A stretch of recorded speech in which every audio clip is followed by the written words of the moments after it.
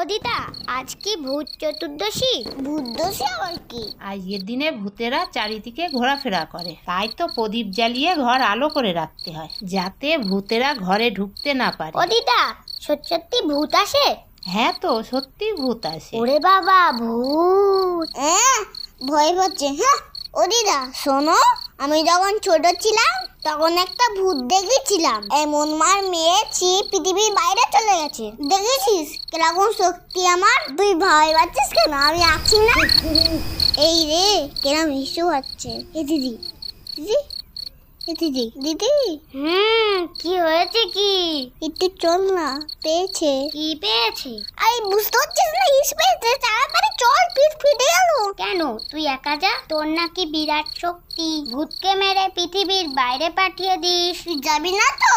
আমি এখানে ইসি করে দেবো। কি হলো, ডুম ফিউজ? আচ্ছা চল।